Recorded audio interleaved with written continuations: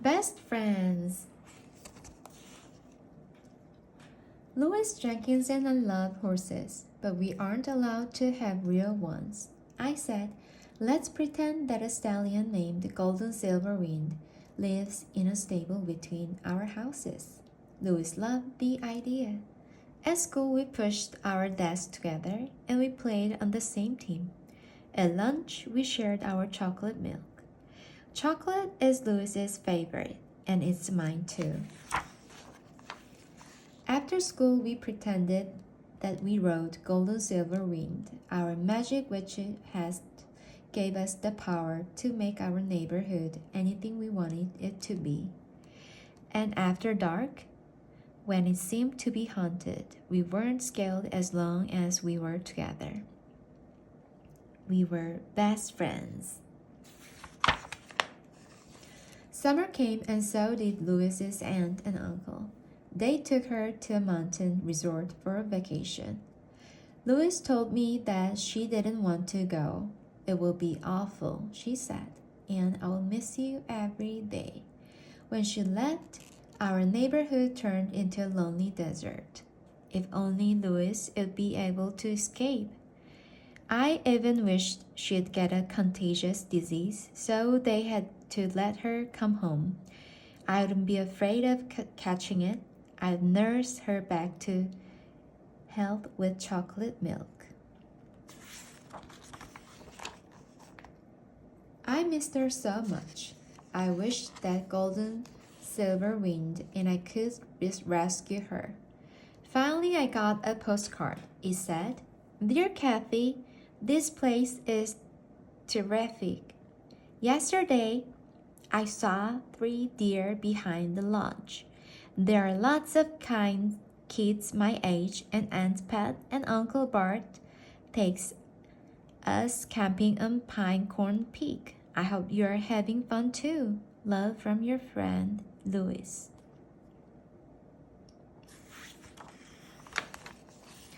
Later, I heard Mrs. Jenkins says that Louis had made lots of new friends and was having the best summer of her life. It wasn't fair. She wasn't lonely like me. She wasn't missing me at all. Louis Jenkins was a traitor. She was my worst friend. I wish that a volcanic eruption would blast Pinecone Peak into pebbles. Mom told me not to be jealous of Louis's new friends. Later she said, I heard that the house across the street has been sold. Maybe there'll be someone your age in the new family. I prayed for 50 kids my age. 50 new best friends with real horses. When the moving man came, I asked him, how many people in the new family? He said 1. I asked if it was someone my age. He said, nope, it's Mr. Joe. He's 72. This was the worst summer of my life. The new family was on 1 old man. Mom said we should be good neighbors, and she sent me to invite Mr. Joe for a cookout. When he saw my witch hat, he said, I wish you'd use your magic powers to help me find good homes for the new puppies that Sarah is expecting. I ran home to ask Mom if I could have one. She said yes. I couldn't wait to have a puppy of my own, and if Louis Jenkins wanted to play with it after she got back from Pinecone Peak, I'll say never. That would fix her. Mr. Joe and I talked about how much fun it would be when the puppies were born. I told him I wanted a spotted one just like Sarah.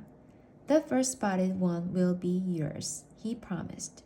One day, Mrs. Jenkins showed up and said, I understand that your dog is expecting puppies. I'd like to reserve one for my daughter, Louis.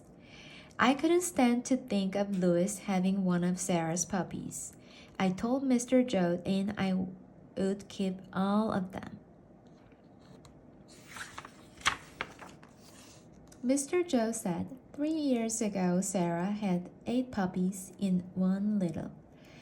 Would your mother want that many dogs? I had to admit that 8 dogs would drive my mom crazy.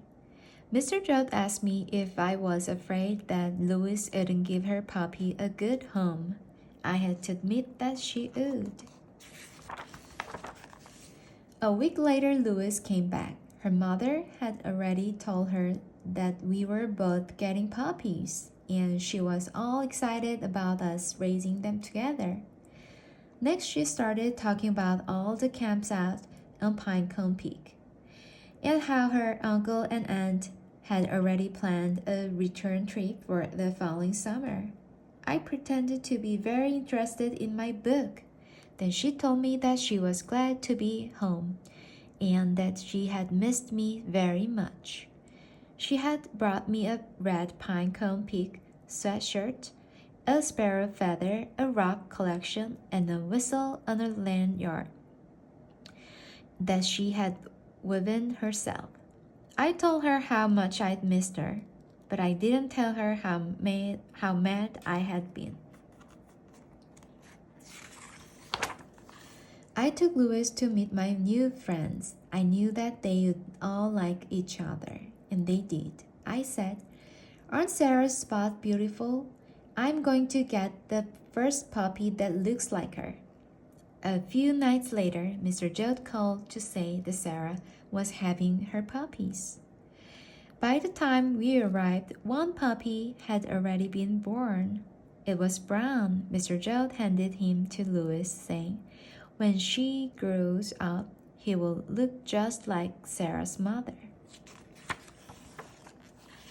Sarah went to sleep. Mr. Joe and Louis made hot chocolate and tried to think of the name of her puppy.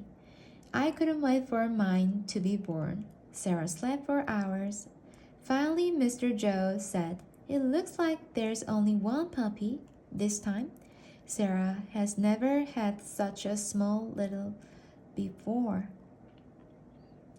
I felt awful. It wasn't fair. Louis got to spend the whole summer camping on Pinecone Peak, and now she had Sarah's only puppy. Louis said, "I think the brown puppy should belong to both of us. We could name him Golden Silver Wind." Mr. Joe said, "I will build him a doghouse between your houses, and Sarah and I will help with his training."